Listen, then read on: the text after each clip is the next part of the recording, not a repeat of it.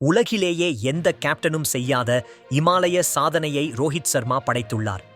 ICC நடத்தும் சர்வதேச cricket தொடர்கள் அனைத்தின் இறுதிப் போட்டிகளுக்கும் தனது அணியை அழைத்துச் சென்ற கேப்டன் என்ற பெருமையை பெற்றிருக்கிறார் ரோஹித் சர்மா. சர்வதேச கிரிக்கெட் அமைப்பு உலக டெஸ்ட் சாம்பியன்ஷிப், ஒருநாள் போட்டி உலகக் கோப்பை, T20 உலகக் கோப்பை மற்றும் சாம்பியன்ஸ் டிராபி ஆகிய 4 தொடர்களை நடத்தி வருகிறது. இந்த 4 தொடர்களின் இறுதிப் போட்டிக்கும் இந்திய அணியை அழைத்துச் சென்றிருக்கிறார் ரோஹித் சர்மா.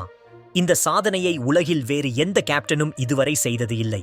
மேலும் இந்த சாதனையை கேப்டன் ரோஹித் சர்மா வெறும் 2 ஆண்டு இடைவெளியில் செய்திருக்கிறார். 2023 உலக டெஸ்ட் சாம்பியன்ஷிப் இறுதிப் போட்டிக்கு இந்திய அணி முன்னேறியிருந்தது.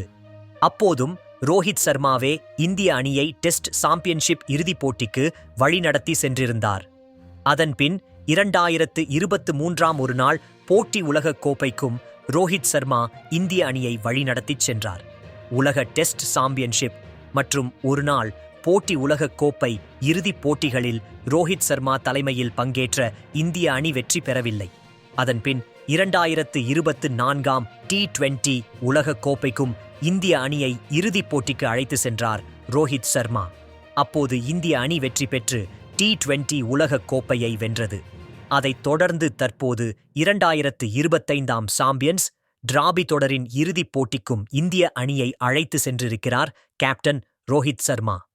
T20 உலகக் கோப்பை போலவே இந்த முறையும் இந்திய அணி சாம்பியன்ஸ் டிராபி கோப்பையை வெல்லுமா என்ற எதிர்பார்ப்பு ஏற்பட்டுள்ளது.